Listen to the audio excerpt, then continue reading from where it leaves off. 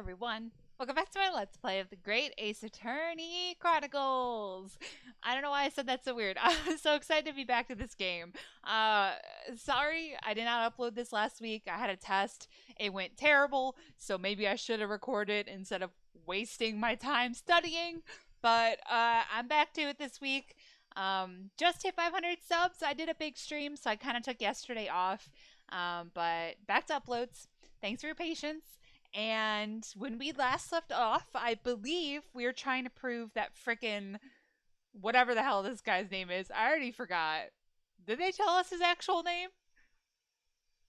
Eggs Benedict? Eggy Benedict boy. We're trying to prove that he's related to the crime.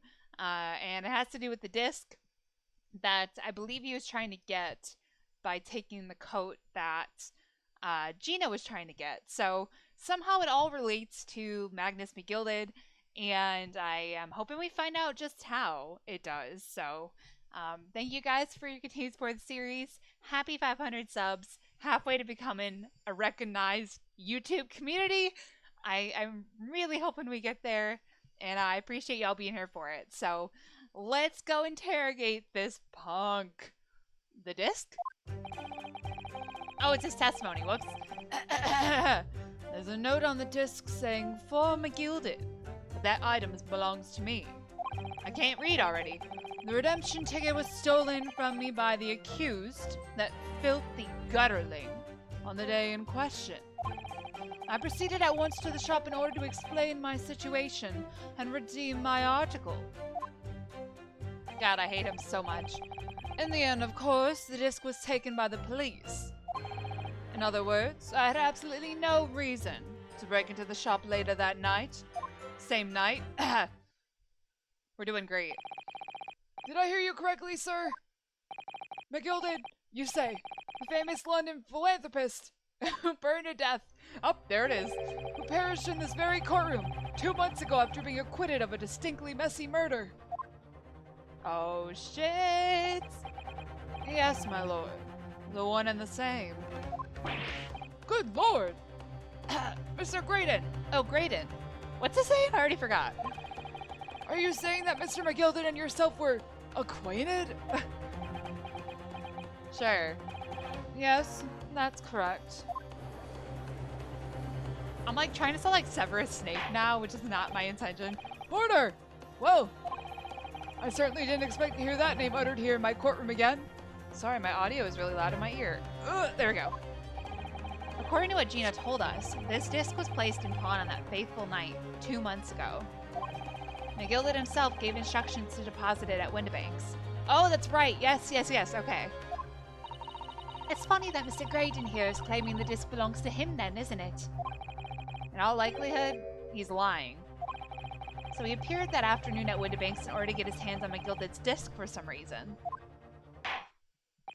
Counsel, you will commence your cross-examination, please. All right, man, let's go. Let's tango, rich boy. The disc. There's a note on the disc saying for McGilded, but the item belongs to me. Okay. Hold it! Would you care to explain how this belongs to you? And why I can't fucking read today? As you'll observe, a communications officer such as myself commands a fine salary. You are certainly exquisitely dressed, sir. So you see, I have little need to make use of the services provided by the pawnbrokery trade. However, I did once find myself in difficulties having misplaced my purse while on an errand. Which is why I pawned my fine black overcoat to the broker in question. You claim that was your overcoat? Oh, that was your overcoat. The one that didn't fit? Obviously, and in my haste I clean forgot that the music box disc was in its pocket. And yet there is a note on it that reads for McGilded. I am a collector of rare and unusual music box music. I first met Mr. McGilded at a gentleman's club in the city and was interested to discover that he shared my penchant in that area. So, the disc in question. It's a pre-production sample. I promised to let Mr. McGilded hear it. But then you forgot that it was in the pocket of the overcoat you were forced to pawn. Yes, exactly. Gina didn't mention any of that in her testimony 2 months ago, did he? She? Shit, I can't read. No, because McGilded had threatened her to keep her mouth shut. Which means that if we dig too deeply here, it's gonna expose Gina's perjury.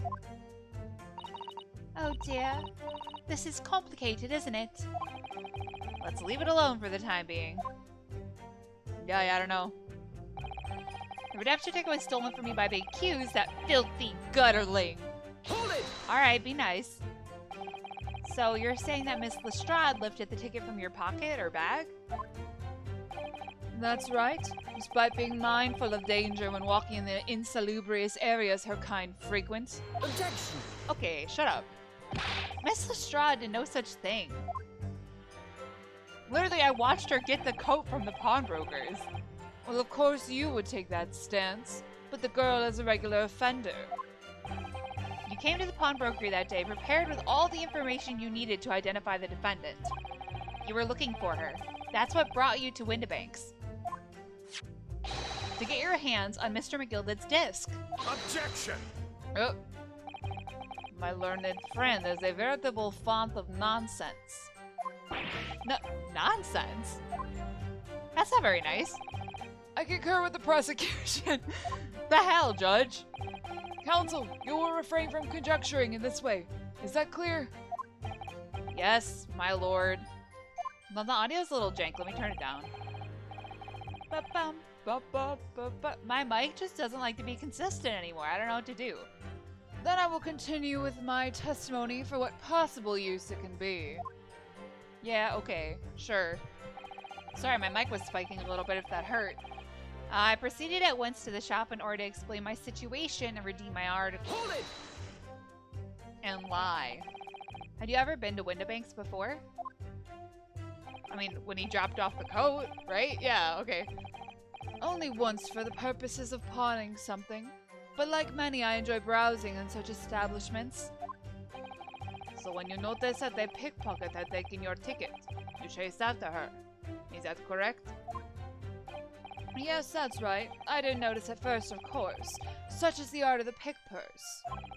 But when I did, I headed to the pawnbrokery at once, in order to reclaim my coat before the thief could. I was merely trying to recover what was rightfully mine in the first place. Ah, he can say what he likes because he knows we have no evidence to contradict him on this. Huh. In the end, of course, the disc was taken by the police. Hold it! Yeah. Yes, it was taken by Inspector Gregson here, wasn't it? That's right. This was the very man. Apparently the police are collecting anything that has a connection to Mr. McGilded. Right. As evidence. Oh. What you gotta say, bro? Excuse me. Hi. Is something wrong, Inspector? What do you mean? The last remark Mr. Graydon made in his testimony seemed to trouble you in some way. No, it didn't. It's nothing. Leave it alone. Let me ask you this, Inspector. Are you okay? Why is Scotland Yard gathering McGilded's possessions? I can't tell you something like that, Sunshine! What is it, Inspector? Investigative secrets? Yes, exactly! You should know all about that! Magnus McGilded, who died so unexpectedly after his trial 2 months ago. A man renowned throughout the capital for his great contributions to public life. Yet he had a dark side too. Oh. Where are you going with this, Van Zix?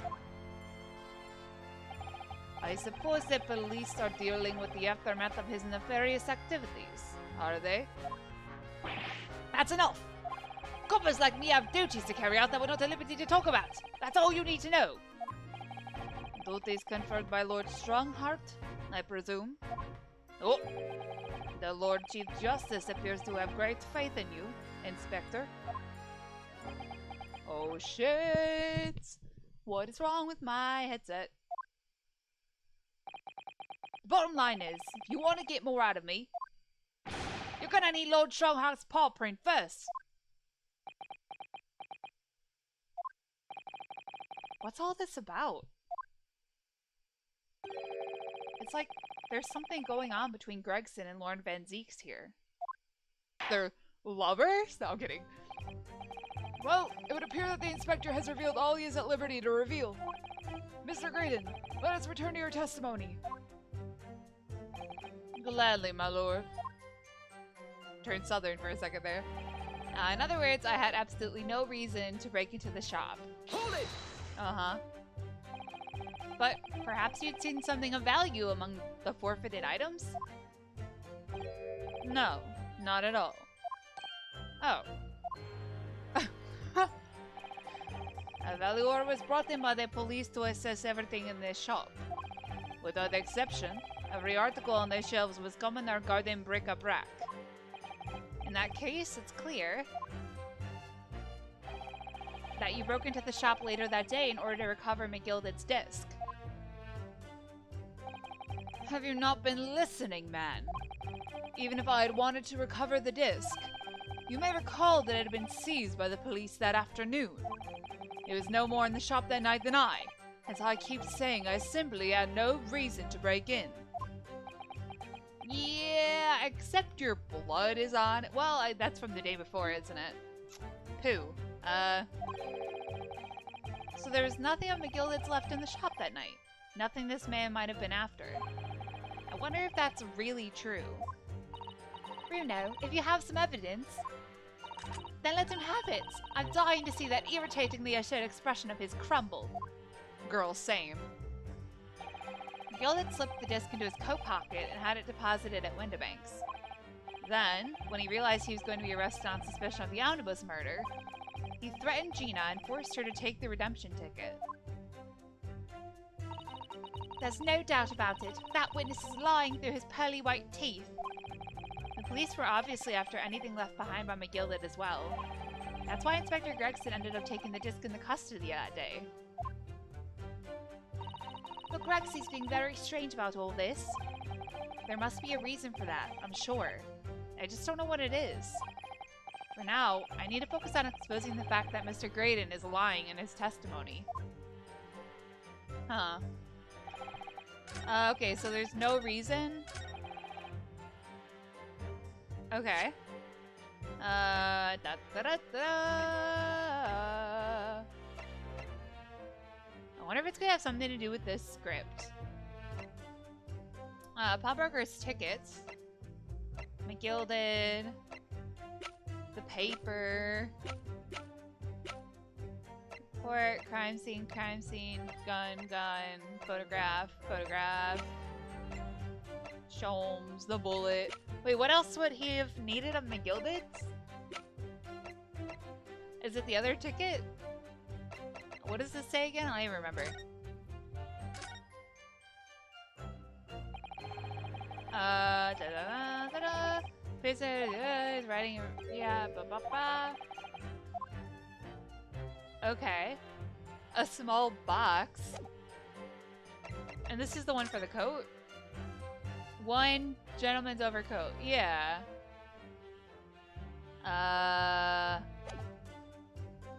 Like 15th of April? Okay. So this was needed to be picked up 2 days prior, right? So it can't be that. No reason to break into the shop. Pawnbroker. Can I open this? Like, will they let me? No? There's a sensational story lower down the front page as well, look! Ministry Mole, classified secrets may have been leaked overseas from Ministry of Justice. For a 10-year-old? Iris certainly has her finger on the pulse of world news. It's about secret communications between Great Britain and its allies. Apparently they're being intercepted by hostile nations. Communications are being intercepted? But how would somebody be doing that? That's the question, isn't it? I've come up with 3 different possible methods so far. Are you looking for a new career, Bruno? No, of course not! I wonder. Perhaps this is what Lord Strongheart was talking about yesterday. Yes, it could be. And it could explain why he has Gregsy running from pillar to post at the moment. Okay. Well, good thing I happened to click on that. Anything here?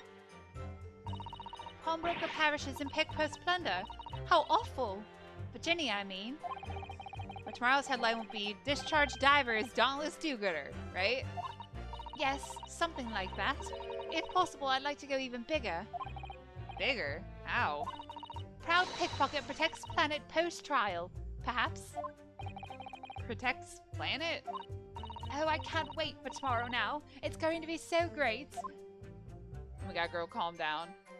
Okay, well, I thought maybe there's something on... Never mind. I guess we had something new from that. I don't know. What else? What else could he take? Of McGilded's?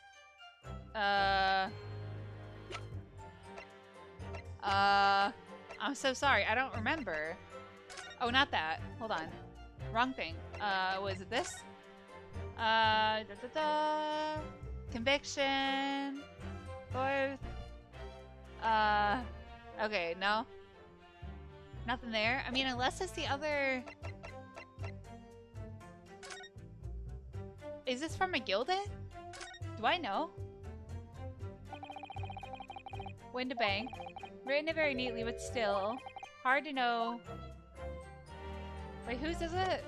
Does it say? No. It could be his, I guess. Objection! We try it? Yo, really? No shit. Really? Oh, damn. This disc was deposited at Windibanks on Magnus McGilded's instructions. You knew that, and you went there with the intention of obtaining it for yourself. Objection! Oh, did they mean the other receipt? Wait, did I show the wrong one? Did they let that slide?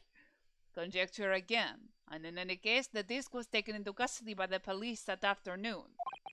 The witness had no reason to visit the pawnbrokery again that night. Objection! Yeah. Sorry, my learned friend, but that's not true. What? Mr. McGilded had another article in pawn at Windibanks. As this second pawnbroker's ticket proves. There were two articles belonging to Mr. McGilded in Windibank's pawnbrokery. I can't talk. And the reason you broke into the shop that night was to recover the second one. Together with your two accomplices, the Skulkin brothers. This is the second ticket, is it? What had they men deposited? The article description reads, one small box. Rather vague description, it seems to me. Are you suggesting that I broke into the pawnbrokery with these clowns in order to steal some trinket box? I believe there are adequate grounds to suspect that you did. This is absurd. Why on earth would I do such a thing? Once the article had been forfeited, I could simply walk into the shop and purchase it. There would be absolutely no need for me to resort to theft. That's a good point. Indeed. The witness makes a solid argument. So that means that, for some reason, this Graydon fellow needed the small box that very night, does it? Objection! Oh shit. It's time to put an end to this nonsense, my lord. Could you be a little less cryptic, Lord Fanzeeks? I do hate to ruin my learned friend's argument, but the truth is quite incontrovertible. On the night in question, no small box was taken from Windibank's pawnbrokery. Yo. And rest assured, the prosecution can prove it. What? Good gracious! Inspector, show the photographic prints to the court, if you please. Yes, sir. What prints? Gregson, not you too! These prints were taken from one of the detective's security cameras. Ah, Hurley's red-handed recorders again. As previously explained using this plan of the shop layout. Oh, there's two cameras, right? The victim's establishment was furnished with automatic cameras in two locations. One was set to capture the counter where Mr. Windibank received his customers. and the other was set to capture the shelves on which articles were placed for sale once forfeited. Okay. According to the information on this ticket, the gilded small box had been forfeited already. 2 days before the incident, 9 p.m. on 13th April, to be precise. Which means it would have been on the shelves of forfeited item in the shop front. Now what I have here is a print taken by one of the cameras about 2 hours before the incident. That's at 11 p.m. on 15th April. Oh, we're about to do spot the difference up in here? Okay. Wait, how do we know which box, though? Huh, the victim certainly had a very full shop, it would appear. Okay. And then here we have another print. This one was taken about 2 hours after the incident. Okay. I see. So we have 2 pictures to compare. Oh, time to take out my handy-dandy stereoscope. Though I must say that placing them side by side leaves me cold. I'm really good at spot the difference. That's not a brag, it's just my OCD. I mean, it doesn't look different. But what if he just took something out of the box? He didn't have to take the box. He could have just, like, opened it, taken something, and then left. You know, like, I don't think he needed the whole thing. Gotta use the stereoscope. Let's go. Dear me, that's starting to make my head ache. Obviously, at Scotland Yard, we considered theft as one possible motive in this case. We explored the possibility that something had been taken in addition to the victim's life. So your men have already compared these 2 prints thoroughly, Inspector? Yes, sir. Yeah, what about if it was something inside the box? We counted every single item in each of these 2 photographic prints. Okay. And the yard's conclusion is that exactly the same number are present in both. Yeah, but, okay, that's also bad, because what if they just had a box that looked exactly the same, and they just replaced it? Like, that doesn't do anything, bro. Huh. In other words, nothing was taken from the pawnbrokery on the night in question. And my learned friend's assertion is nothing more than a hopeful fantasy. Ah! Bro, calm down. They literally have nothing. That was nothing. I don't believe it. If I could have just shown that he'd stolen McGilded's pawn box. Oh, still dance. I might have been able to break him down at last. You know what, Bruno? I've been thinking. I wonder if these 2 photographs really are exactly the same. What? Yeah, no dip. So, counsel, in light of the evidence put forward by the prosecution, what is your position? It seems that, in fact, on the night in question, nothing was stolen from the victim's establishment. Do you accept the prosecution's assertion? No! I don't know. Could there be some hidden discrepancy in these 2 photographic prints somewhere? Can I use this? Can I use it? You have to pop in 2 prints. Okay.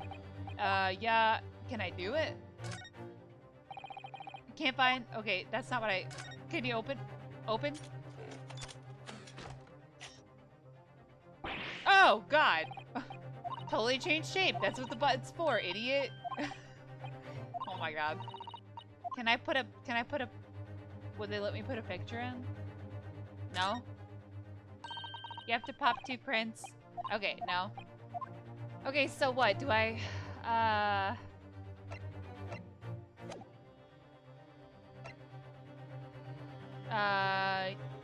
use a piece of evidence? Before I give my answer, my lord, I'd like to try something, if I may. Try something? What do you mean, counsel? I'm going to eat these photographs. I'll need to use a certain piece of evidence from the court record to identify the discrepancy. I'm not entirely sure I follow. You never really do, man. Which piece of evidence do you intend to use to help you identify a discrepancy between the 2 prints? Where'd it go? Take that! Take that. I'd like to use this device, my lord. to view the two prints stereoscopically. Oh! Yes, you've caught the bug at last! You can't resist it, can you? You've got the cross-side compulsion! Juror number 3, what a surprise. Bro, your eyes are gonna stay like that if you don't stop. Come on, Runo! Let's put the pictures in place and see what this wonderful contraption shows us. Yeah, I was trying to do that, girl. There we go. Now, look through the eyepiece. It's gonna be that box. Oh, that's not the one I was looking at. I wasn't sure at first, but there's a clear discrepancy between these two prints. What? Ha ha ha, Van Zinks, you just gave me the evidence I needed. You must identify the location in question for the court, counsel. Where? I wonder where it is. I don't know. Indicate the precise location of this discrepancy of which you speak. Jeez, maybe it's this circle. No, I'm kidding. Here we go. Yep. Take that! Granted, these two prints are almost identical. However, there is one minor discrepancy between them. What? Oh, yeah, they're slightly shifted. When you view the two pictures stereoscopically,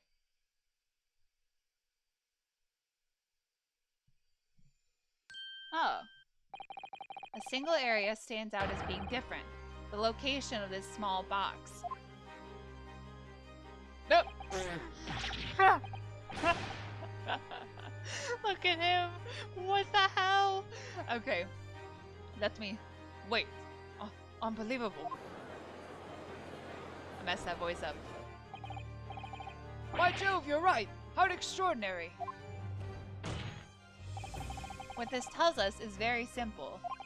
Mr. McGilded's small box was indeed not stolen from Windibanks on the night in question. However, there can be no doubt that somebody picked up this particular box and then returned it to its place on the shelves. Are you suggesting that the small box originally deposited by Mr. McGilded is in fact...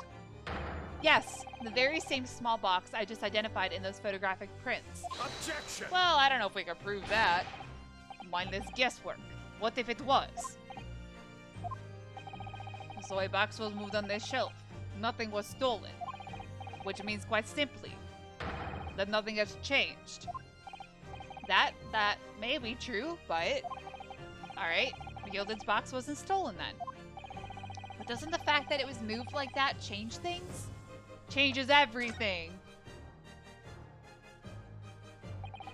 It's either gonna be because A, the Skulkin Bros didn't say they moved anything, so that means that there was another person there, or B, he's gonna say there could have been something inside that was stolen, right? Because that's the logical way to think about it. I believe this changes everything about the case. How can that possibly be? The crucial point is the fact that what was moved was a small box. In other words, we have to consider what might have been inside that box. What are you suggesting? Bro, you look scary like that. I'm suggesting that we need to examine that box as soon as possible. A vital piece of evidence is sitting on the shelves at Windibanks as we speak. Objection! That won't be necessary. Some little box belonging to a man who died 2 months ago could possibly be relevant to this trial. Bro, you don't know that. The court does not uphold your objection. Lord Van Zieks, shut up. Bailiff, arrange for an officer to go to Baker Street at once. Obtain the small box in question and bring it back here for further examination. Yo, the court is on my side for once. Haha, Van Zieks. His face. He do be mad though. Hello. Wait, what the heck is in the box? Should I know what's in the box? We should have a report within half an hour. I think perhaps we should recess for a short while until the evidence is brought forth. To be hoodwinked by such a farce. Huh. Disappointing. I beg your pardon, Lord Van Zieks. You want to say that to my face? This is nothing but a smokescreen, a Nipponese specialty, it would seem. What are you trying to say? My learned friend has persisted with the same line of reasoning from the very beginning. That this witness's intent was to steal an article belonging to Mr. McGilded from the pawnbrokery. Yet common sense tells us that none of the articles have value enough to be worth stealing in the first place. Okay, but you're talking like monetary value. Like, there are values besides monetary, Van Zeeks. I don't know if you think about this sometimes. Like, sentimental value or blackmail. Like, if this is something someone were to find, it would put Graydon in danger. You know what I mean? Like, there's a lot of stuff going on there. Exactly. It would be beyond absurd to break into a place for the purpose of stealing such a commonplace property. Huh. Yeah, I know we all only think about money here, but use your brain, Zeeks. If your lordship recalls, Mr. McGilded perished 2 months ago, immediately after the conclusion of his trial. A trial in which he was found not guilty. A trial in which it was established he was the upstanding member of society his reputation implied, in fact. So I propose a toast to my learned friend and his most insightful defense. Bro, I knew he was evil. By the end of it, what could I do? The articles this upstanding member of society pawned were entirely ordinary. A black overcoat that just happened to have a music box disc in one of its pockets, and a small box. I assure you, I wouldn't accept even if the man tried to make a gift of such things to me. Alright, you don't have to be a douchebag. You know, that does make a rather lot of sense. It's not as if it was gold or jewels, is it? Though goodness knows Mr. McGilded was rich, but you can't deposit cash in a pawnbroker, I'm quite certain. Okay. The prosecution's argument is undeniably compelling. I can't talk. It is incumbent on the defense now to bolster its argument. Pacha! To explain what possible significance these commonplace articles pawned by this fine citizen could have. Okay, really? Like, all because he's a good guy doesn't mean he doesn't have shady shit going on. Well, counsel, is your argument in fact demonstrable? Are you able to show proof that the disc or the box are in any way any tangible way related to this case? Well, should I just say yes? what's the matter, Bruno? We know that they're related, don't we? They're both vital pieces of evidence. Vital pieces of evidence? Yes, of course. You and I both know that. We know McGilded's true character. And we know the disc is significant, even if we don't know why. But if we explain all that to the court at this point, we'll have to acknowledge that McGilded's acquittal 2 months ago was a mistake. That the defense's argument was flawed, based on false information. Oh no! And that would mean admitting that Gina committed perjury. But Ginny, could it be that Van Zeek's knows? Is that why he's doing this now? Because he anticipated everything? But maybe this could be a great opportunity for us. Sorry? What do you mean, Iris? Well, what is it that you always say, Bruno? Sooner or later, the truth comes out. Every time. That's true. Alright, the exact significance of the things that McGilded deposited with Mr. Windibank is something that only Gina can explain to the court. If I put her on the stand to testify about that, it could critically damage our chances of winning this case. Yeah, but if she says he was, like, threatening her, then, I mean, that it's not her fault. She's like an orphan child on the street, you know what I mean? If she's like, oh, this guy threatened my life, I had to lie. I mean, like, who would be like, oh, you piece of shit? Like, that's not right. We shouldn't try to hide it. That would look worse. Because if Van Zeeks knows and he just reveals it later, then it looks like we tried to hide it on purpose. My lord, The defense would like to make a proposal. Oh, what proposal, counsel? While the court awaits the arrival of Mr. McGilded's small box, I would like to call the defendant, Miss Gina Lestrade, to the witness stand. The defendant? To what end? It's to do with the various articles deposited at Windibanks by Mr. McGilded, my lord. Miss Lestrade has information relating to them. I believe it would be beneficial for the court to hear what she has to say. It will prove the significance of the articles in question once and for all. Well, well. Things are becoming interesting. I presume you've considered the implications of the testimony you're proposing. In particular, the impact it would have on the accused standing, and indeed your own. Yeah, I have. Lord Van Zieks, would you care to explain that last remark? Nah. The prosecution accepts the defense's proposal. I move to interrupt the cross-examination of the current witness and hear from the accused herself. Oh shit. Very well. If you have no objection.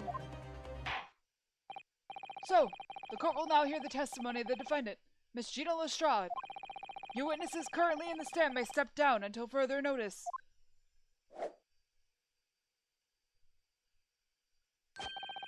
Then I shall bid you good day. Wait.